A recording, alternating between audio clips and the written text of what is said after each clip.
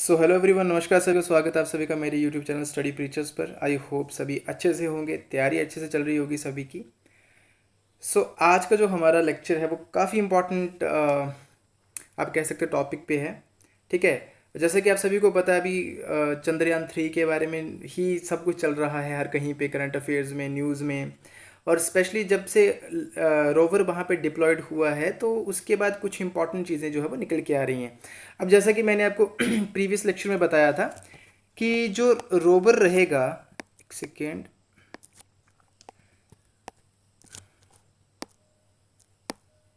जरा रुकना यार, सॉरी।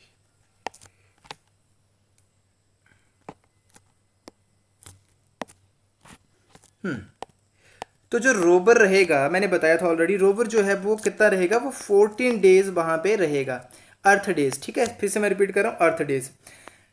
यानी कि 1 ल्यूनर डे के बराबर होते हैं 14 अर्थ डेज, ये मैं पहले भी बता चुका हूँ। रोवर वहाँ पे इतने दिन वहाँ पे रहने वाला है, यानी कि कुछ वहाँ पे क्या करेगा, एक्सप्लोर करेगा मून के सरफेस को।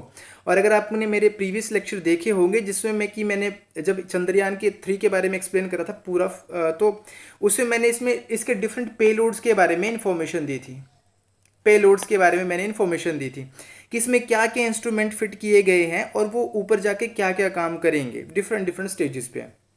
तो उसी के रिगार्डिंग जो अभी न्यूज़ आई है, टाइम्स ऑफ इंडिया का आर्टिकल है ये, the Chandrayaan 3 mission Pragyan rover discover surface sulphur on moon.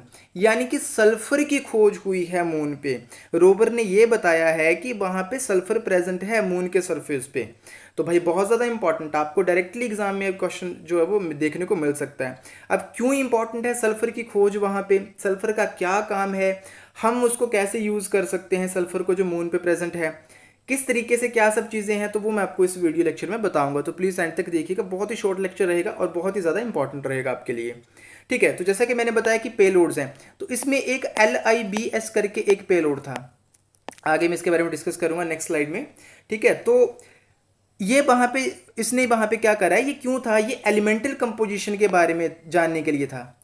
Elemental composition का मतलब क्या हुआ कि मून की सरफेस पे किस तरीके से एलिमेंट्स जो है वो प्रेजेंट हैं, राइट, उसके बारे में जानना है। तो ये स्क्रीन पे आप देख सकते हो, ये सल्फर है, ठीक है, और ये है प्रज्ञान यानी कि रोवर। ठीक है, तो इसी के बारे में है आज, इसके बारे में डिटेल एक्सप्लेनेशन आपको दूंगा। सल्फर मून के सरफेस पे पाया गया है, राइट। चलिए चलते हैं।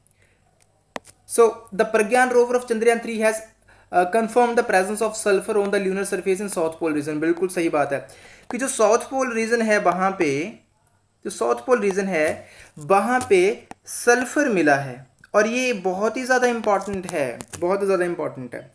और मैंने जैसा आपको बताया कि LIBS ये एक इंस्ट्रूमेंट था, ये एक पेलोड था चंद्रयान 3 में।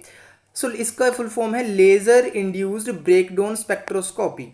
ठीक है, और अगर और आप पेलोड्स के बारे में जानना चाहते हो तो प्लीज़ आप मेरा चंद्रयान 3 वाला वीडियो जरूर देखिए, उसमें मैंने सारे पेलोड्स एक्सप्लेन करे हैं फुली, राइट।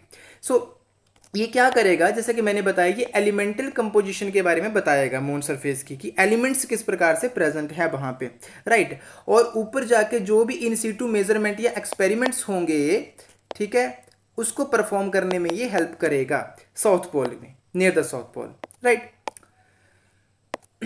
अब सल्फर तो मिला है वहां पे, लेकिन सल्फर के अलावा और भी काफी सारे एलिमेंट्स मून के सरफेस पे मिले हैं वहां पे। क्योंकि सल्फर अगर प्रेजेंट है तो सल्फर के साथ साथ अलोंग विद सल्फर कुछ ऐसे एलिमेंट्स हैं जो कि अगर सल्फर प्रेजेंट होगा तो उनकी पॉसिबिलिटी भी होगी वहां पे प्रेजेंट होने की।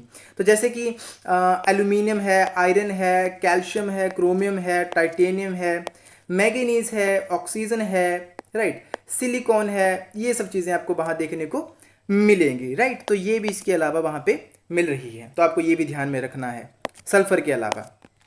चलिए जी, अब मेन टॉपिक पे आते हैं कि सल्फर वहाँ पे मिलना क्यों इंपॉर्टेंट है, why it is so important.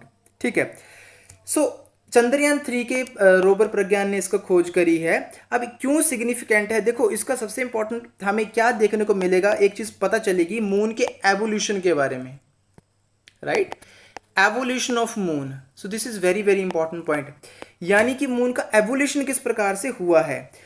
दूसरी बात, मून की फॉर्मेशन के बारे में, द फॉर्मेशन ऑफ मून। कि चंद्र जो चांद है या चंद्रमा है वो बना किससे है, बना किस प्रकार, जैसे हमारी अर्थ बनी है उसी तरीके से चंद्रमा भी बना होगा। तो उसकी फॉर्मेशन और उसकी एवोल्यूशन के बारे में जो है हमें कुछ जानकारी मिलेगी सल्फर से। मैं आगे समझाता हूँ कि क्यों मिलेगी, किस प्रकार से मिलेगी। जैसे अब ध्यान से अगर इसको देखो आप, सो सल्फर जो है एक कॉमन एलिमेंट है सोलर सिस्टम में हमारे, बिल्कुल सही बात है। लेकिन मून पे इसका मिलना रेयर चीज है, मून पे इसका मिलना जो है वो काफी रेयर है। सो अगर ये साउथ पोल में प्रेजेंट है तो इसका डायरेक्टली लिंक किससे करा गया है कि अगर साउथ पोल में ये प्रेजेंट है तो इसका मतलब वहां पे वाटर आइस भी हो सकती है। क्या हो सकती है? Water ice. देखो मैंने पहले भी समझाया इस चीज के बारे में, वहां पे वाटर आइस हो सकती है, ठीक है। तो ये पॉसिबिलिटी यहां से लगाई जा रही है अगर सल्फर वहां पे मिला है साउथ पोल में। तो अगर अब वाटर आइस वहां पे मिलेगी तो भाई इसका क्या बेनिफिट होगा, हमें ये भी पता होना चाहिए क्या इसका बेनिफिट हमें मिलने वाला है। तो मैंने पहले भी समझाया कि वाई साउथ पोल वाले वीडियो में, लेकिन अभी फिर से मैं आपको इंपॉर्टेंट पॉइंट बताऊंगा, राइट। तो क्यों हेल्प करेगा? Important because it could be a source of water for the future human exploration. Very very important point है। यानी कि पानी का स्रोत रहेगा जब आगे नेक्स्ट जो पॉसिबिलिटी हम लेके चल रहे हैं कि कभी फ्यूचर में ह्यूमन एक्सप्लोरेशन वहाँ पे होगी, हम ह्यूमन वहाँ पे भेजेंगे, तो अगर वहाँ पे पानी का स्रोत होगा तो उनको काफ़ी हेल्प मिलेगी वहाँ रहने के लिए, रुकने के लिए और एक्सपेरिमेंट्स परफॉर्म करने के लिए, राइट। इसके अलावा इसको फ्यूल प्रोड्यूस करने में भी यूज़ करा जा सकता है और ऑक्सीजन प्रोड्यूस करने में भी यूज़ करा जा सकता है, क्योंकि पानी है, आप सभी को पता है पानी से वो ऑक्सीजन बन सकती है वहाँ पे। इसके अलावा वाटर आइस है तो यहाँ से ये पता चलता है कि यहाँ पे माइक्रोब्स भी हो सकते हैं। क्या हो सकते हैं? माइक्रोब्स हो सकते हैं। माइक्रोब्स होंगे तो क्या पता चलता है कि लाइफ की पॉसिबिलिटी होगी भाई मून पे, राइट। लाइफ की पॉसिबिलिटी के बारे में पता चलेगा कि अर्थ के अलावा मून पे क्या पॉसिबिलिटी है लाइफ की, क्योंकि अगर माइक्रोब्स प्रेजेंट हैं तो लाइफ की पॉसिबिलिटी मिलेगी वहां पे। तो ये भी आपको इस पॉइंट को डायरेक्टली लिंक करना है, तो इसलिए पानी की खोज और आइस की खोज वहां पे इंपॉर्टेंट है। अगली बात यहाँ पे रेगोलिथ के बारे में, ठीक है। ये भी जब मैंने इस आर्टिकल को पढ़ा तो मुझे ये टर्म दिखी वहां पे, रेगोलिथ, रेगोलिथ, राइट। तो मैंने सोचा आपके साथ शेयर करना बहुत इंपॉर्टेंट है, क्योंकि आप मान के चलो पेपरों में पॉसिबिलिटी इज देयर कि यहाँ से क्वेश्चन जो है वो ज्योग्राफी में पुट ऑन हो सकता है कि रेगोलिथ क्या चीज़ है, तो इसलिए बहुत इंपॉर्टेंट है। सॉरी, देखो रेगोलिथ मैं बड़े सिंपल भाषा में समझाता हूँ। जैसे ये मून की सरफेस है, तो रेगोलिथ क्या है कि मून की सरफेस पे, सतह पे एक काइंड ऑफ, ये मान के चलो कि एक परत है, एक क्या है, एक परत है, राइट, एक लेयर है। और ये किसकी लेयर है? ये है आपकी रॉक्स, छोटी छोटी रॉक्स और डस्ट की, डस्ट पार्टिकल्स की। रॉक और डस्ट की लेयर है मून की सरफेस पे, इसको ही क्या बोला जाता है? रेगोलिथ। अब देखो लेयर है, जब बाहर उसके सरफेस पे लेयर है तो क्या करेगी? ये एक प्रोटेक्शन का काम करेगी। क्या काम करेगी? प्रोटेक्शन का काम करेगी, यानी कि शील्ड का काम करेगी। मून के सरफेस को बचाएगी, किस चीज से प्रोटेक्ट करेगी? एरोजन वगैरह से, एरोजन से करेगी, ठीक है। तो यही भी मैंने इस स्लाइड में आपको पॉइंट्स लिख के दिए हैं कि it acts like a blanket, कंबल की तरह काम करेगा ल्यूनर सरफेस के लिए, ठीक है, और शील्ड की तरह काम करता है। That protects the underlying rocks from erosion, बिल्कुल सही बात है, and contamination bye solar wind and cosmic rays. तो आपको ये पॉइंट याद रखना है। रेगोलिथ बहुत इंपॉर्टेंट रहने वाला है, प्लीज ध्यान से इस पॉइंट को आपने याद रखना, नोट्स में इन सब चीज़ों को आपने उतारना है।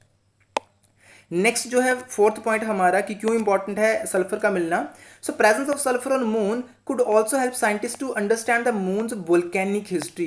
तो सल्फर का डायरेक्टली मिलने का लिंक डायरेक्टली किससे है? वोल्केनिक हिस्ट्री से, क्योंकि ज़्यादातर जब सल्फर जहाँ पे मिलता है तो उसको लिंक आप कर सकते हो, किससे लिंक कर सकते हो? वोल्केनिक एक्टिविटी के साथ। तो कहीं ना कहीं ये पता चल सकता है कि अगर सल्फर वहां पे प्रेजेंट है तो क्या ऐसा था कभी कोई टाइम पास्ट में जब मून पे एक्टिव वोल्केनोस जो थे वो प्रेजेंट होंगे। तो ये पॉसिबिलिटी भी हमें पता चल सकती है वोल्केनिक हिस्ट्री ऑफ मून के बारे में। फिर हमारे पास लास्ट पॉइंट्स आते हैं, पांचवा, कि सल्फर का वहां पे मिलना तो एक हमारे लिए एक नई अपॉर्चुनिटी भी क्रिएट कर देता है। किसको? हम कुछ वैल्यूएबल रिसोर्सेज की वहां पे क्या कर सकते हैं? एक्सट्रैक्शन कर सकते हैं। जैसे कि कुछ एलिमेंट्स ऑक्सीजन, आयरन, सिलिकॉन और बाकी कुछ इंपॉर्टेंट एलिमेंट्स हैं जो कि सल्फर के साथ साथ पाए जाते हैं, तो हम उनकी एक्सट्रैक्शन भी कर सकते हैं, राइट, उनको वहां से निकाल सकते हैं। लास्ट पॉइंट हमारा रहेगा सल्फर को फर्टिलाइजर की तरह यूज करा जा सकता है, वेरी इंपॉर्टेंट। फर्टिलाइजर की तरह यूज करके वहां पे क्या करा जा सकता है, प्लांट्स ग्रो करे जा सकते हैं। कौन से प्लांट्स ग्रो करे जा सकते हैं, जिनसे कि क्या करा जा सकता है, फ्यूल जनरेट करा जा सकता है रॉकेट्स के लिए, ठीक है, रॉकेट फ्यूल जनरेट करा जा सकता है। सो कितना इंपॉर्टेंट पॉइंट है, देख लीजिए आप ये, ठीक है। सो ये था हमारा लास्ट पॉइंट आज का। सो आई होप आपको सारी चीज़ें क्लियर हुई होंगी, मैंने वन बाय वन सारे एक्सप्लेन कर दिए आपको। सो आपने प्लीज़ इनके नोट्स अच्छे से बनाने हैं, इसके बाहर पढ़ने की ज़रूरत कोई भी नहीं है। सल्फर के बारे में A to Z इन्फॉर्मेशन इस वीडियो में आपको मिल चुकी है, तो प्लीज़ आपने फोकस होकर इसको पढ़ना है, रिलाई करना है, ठीक है, इस पर। और ये पॉइंट्स को आपने प्लीज़ अपने नोट्स में जो है वो नोट डाउन कर लेना है, ठीक है। एग्जाम में पॉसिबिलिटी हो सकती है इसके आने की, ठीक है, तो प्लीज़ आपने ध्यान से इस चीज़ को पढ़ना है। सो आज का वीडियो लेक्चर अगर आपको अच्छा लगता है और मेरा काम अगर आपको थोड़ा भी अच्छा लगता है, तो प्लीज़ आप चैनल की सपोर्ट के लिए चैनल को सब्सक्राइब करिए और मेरे वीडियोस को प्लीज़ लाइक करिए और शेयर कर सकते हो आप अपने फ्रेंड्स और फैमिली के साथ, राइट। और जो भी कोई कॉम्पिटिटिव्स के लिए प्रिपेयर कर रहे हैं तो उनके लिए आप शेयर कर सकते हो। और देखो, स्पेशली मैं बता देता हूँ कि अगर कोई नया स्टूडेंट देख रहा है तो इस चैनल पे आपको कंप्लीट जर्नल स्टडी जो है वो आपको देखने को मिलेगी। इसमें मैं करंट अफेयर भी डिस्कस करता हूँ आपके साथ, इसमें मैं स्टैटिक जीके भी डिस्कस करता हूँ आपके साथ। और अभी तो जस्ट मैंने रिसेंटली स्टार्ट करा है, आगे वीडियोस बहुत अच्छे अच्छे आएंगे। और हिस्ट्री, ज्योग्राफी, पॉलिटी, कोई भी सब्जेक्ट हो, हर चीज़ का आएगा। इसके साथ साथ मैं, जैसे कि मैं बिलोंग करता हूँ हिमाचल से, तो मैं HPGK, अगर कोई हिमाचल से बच्चे देख रहे हैं तो HPGK मैंने इसमें एक प्लेलिस्ट बना के डाली हुई है, तो बहुत ही ज़्यादा इंपॉर्टेंट और मेहनत से मैंने बनाई है, तो प्लीज़ आप उसमें देख सकते हो। आपको बुक पढ़ने की ज़रूरत नहीं पड़ेगी वो देखने के बाद, इतना इन डेप्थ GK मैंने उसमें पढ़ाया है HPGK का, ठीक है। तो ये सब चीज़ें आपको मेरे इस चैनल पर देखने को मिलेंगी। इसके अलावा मैं SSC के एग्ज़ाम्स की जो GS रहेगा, आपको कंप्लीट आपको इसमें डिटेल देखने को मिलेंगी। और इसके अलावा डिफेंस के एग्ज़ाम्स आपके, उसमें आपको काफ़ी अच्छे नोट्स देखने को मिलेंगे, चाहे वो NDA हो, चाहे वो CDS हो, चाहे वो FCAT हो, राइट। ये पर्टिकुलरली ये 4-5 जो एग्ज़ाम सेक्टर्स हैं, जैसे SSC के एग्ज़ाम्स और NDA और CDS और FCAT और हिमाचल के एग्ज़ाम्स, तो इन पे फोकस्ड है ये चैनल। तो कोई नया बच्चा है तो प्लीज़ आपको पता चल जाएगा, तो आपको यहाँ पे इन सभी एग्जाम से रिलेटेड इंपॉर्टेंट इन्फॉर्मेशन मिलती रहेगी। और बहुत जल्दी मैं आपके साथ डिस्कशन भी स्टार्ट करूँगा प्रीवियस PYQs की, जिसमें कि आपको कुछ हिमाचल के बच्चों के लिए हिमाचल के कुछ पेपरों के मिलेंगे। इसके अलावा NDA के बहुत सारे प्रीवियस पेपर्स के आपको लेक्चर आने वाले हैं, CDS के भी और FCAT के भी। सो प्लीज़ आप चैनल के साथ जुड़े रहिए, अच्छी इन्फॉर्मेशन आपको देखने को मिलेगी। So with that said, thank you so very much for watching. Have a nice day ahead and Jai Hind. Thank you.